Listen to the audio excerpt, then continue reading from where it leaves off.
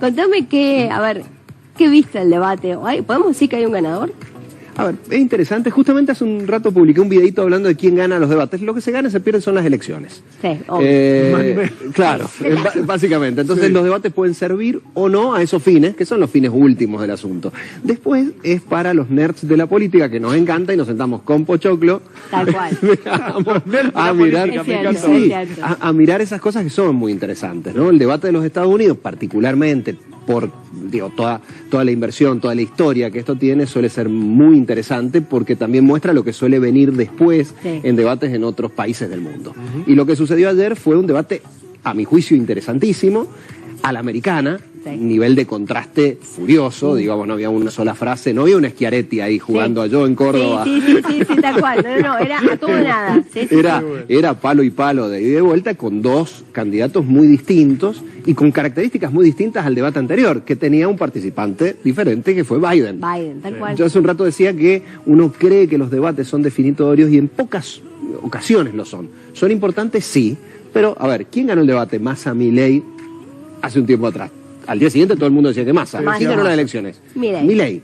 Bueno, ¿qué influencia tuvo eso? Quizás ninguna.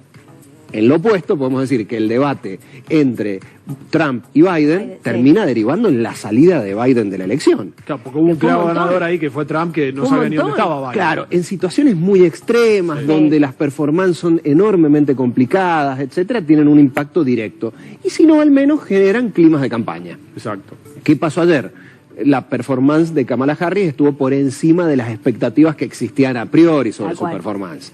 Una vicepresidenta que nunca había estado de manera directa en un debate presidencial, enfrentando a una persona tan experimentada con Donald Trump y con sus características personales, tuvo una performance en términos técnicos más que sólida. Sí, porque muy verborrágico Trump, sabemos cómo es y cómo te lleva, ¿no es cierto? Pero además, fíjate un tema que también hacía ruido. Viste que discutían si tenían que tener los micrófonos abiertos o no. Kamala Harris sí quería micrófonos abiertos, Trump no. Claramente ahí entendés por qué, porque fíjate que ella hasta lo provocaba con las caras, pues en definitiva tenía mejor manejo ella en el sentido del enojo, y Trump, como es más machista también de alguna manera se puede decir, entonces lo que ella quería es que pise el palito atacándola. Bueno, justamente tenía el micrófono cerrado, pero para él le decía, como ella hablaba y mascullaba, digamos, por abajo él le decía que no hiciera eso, tal cual.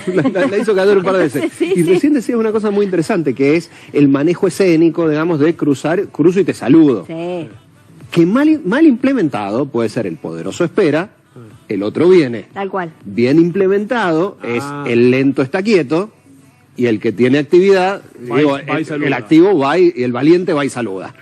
Por eso te digo que ahí hay unas cosas de implementación. Fue bien implementado, la lectura fue esta última, pero mal implementado es el poderoso espera y el otro inclina. Hasta la vestimenta de cada uno, fíjate cómo estaba Trump y cómo estaba ella. Tal cual.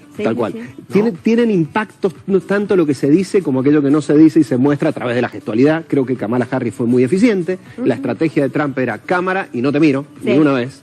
La estrategia de ella era evidentemente te miro, sonrío, hago caras, vuelvo, con lo cual, en este caso, con una figura bastante carismática como es Kamala Harris, desviaba un poco la atención de Trump. Uno estaba mirando un poco las caras de Harris respecto a lo que sucedía. Y por otro lado, una cuestión que a mí me pareció muy interesante es que en algún momento un expresidente, 2 veces candidato presidencial, una ganó, otra perdió, en un momento, cuando ella yo tengo un plan, empezó a trabajar con el yo tengo un plan, ¿se acuerdan? Hay herramientas que se usan en distintas campañas, ¿no? De Narváez, ¿no? ¿Se acuerdan? Yo tengo un plan. Hace mucho en la Argentina. Bueno, con eso ganó. Con eso le fue fantásticamente bien en ese momento, pero ella lo dice y desnuda en un momento del intercambio cuando Trump dice, y usted no tiene un plan respecto de esto. No lo tengo porque todavía no soy presidente, tengo líneas. Él ya fue presidente. Exacto. Digo, lo sacó en varios lugares. De todas maneras, yo creo que es importante entender cuál es el rol que juegan estos elementos que son enormemente visuales. Son de las pocas situaciones en las cuales tenés gran parte de la sociedad mirando. Pasó en los debates aquí, porque normalmente, una publicidad, un spot, una visita, lo mira alguna gente. Totalmente. Estos tienen un nivel de cobertura mayor, nacional e internacional. Los debates pasan antes de que pasan, cuando pasan, y después de que pasan en estas lecturas que estamos haciendo a 14.000 kilómetros. Fíjate la implicancia que tiene. Y otra cosa también que daba la sensación de que ella dejaba títulos para las redes. Por esto, que lo decía yo al principio. Y tuiteaba. Claro, exacto. Su equipo tuiteaba. Sí, entonces, no es solamente antes el debate que vos ves y decís lo que escuchas, sino cómo lo dicen, cómo se miran, cómo se provocan, y después el título que tenés para las redes es fantástico. Y todos estábamos mirando y esperando a ver, digamos, para leer, digamos, la información. Uno sabía qué esperar de Trump. Sí. No sabía bien qué esperar de Kamala Harris. Esto para ella era una oportunidad y un riesgo muy grande, porque hacerlo mal hubiese sido para ella una situación muy compleja. Ella debía mostrarse como potencial presidenta. Creo que ese era su principal desafío. Bien, está a la altura de... Y lo hecho es que lo logró, me parece claramente, lo sacó a Trump en algunos momentos. Hay algunos giros muy bonitos de campañas trabajados. Dice, cuando había algunos funcionarios que no funcionaban, que no funcionaban, yo los despedí, decía Trump. You're fired. Sí. Hacía referencia, digamos, básicamente, cuando ellos los dejaron hasta el final. Había referencias históricas muy bonitas, internas, de debates enormemente preparados, tanto de Kamala Harris, que suspendió su campaña varios días para prepararse, como de Donald Trump, que creo que se preparó menos, pero cuando uno escuchaba entendía que ahí habían frases que estaban muy bien pensadas al respecto, sobre todo cuando Trump empieza a hablar permanentemente de ellos. Él necesitaba a Biden en la narrativa. Lo necesitaba, sí, incluso. Él no hablaba de ella, hablaba de ellos. Sí, y ella le hace notar que ella es vicepresidenta. Después, él arranca diciéndole que ella es marxista, que el padre era un economista marxista, entonces también es la devolución que ella le va haciendo. Después, cuando él le pregunta, y él mete justamente el tema de la raza, si era negra o no era negra, si quería o no quería ser. Es como que él, en algún punto, hasta la atacaba, el tema del aborto. El tema del aborto, digamos, de los inmigrantes también. De los inmigrantes, pero con el tema del aborto, cuando él plantea que justamente hay algunos que dicen que podés matar a un niño hasta los 9 meses de embarazo, una locura.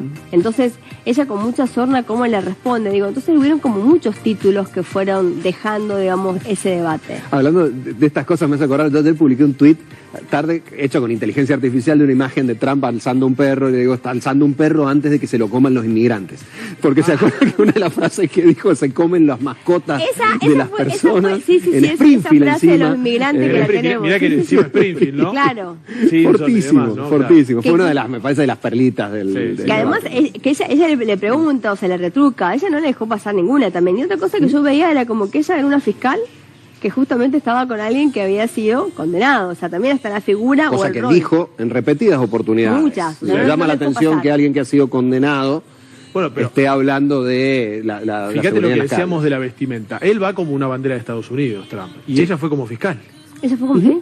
¿No? Vos fíjate, está todo pensado eso. Está muy claro qué rol ocupaba cada uno, qué quería. Entonces digo, a mí obviamente me gusta ella más allá de sus ideas y todo, pero por ser mujer, y creo que estuvo bien, y él lo considero como machista y se le va un poquito eso, se muestra, y es violento. Él mismo lo dijo. Imagínate una presidenta de Estados Unidos que tenga que ir a hablar con Putin por el tema de la guerra y todo eso. Él mismo trataba de mostrarla por debajo de su estatus, te diré.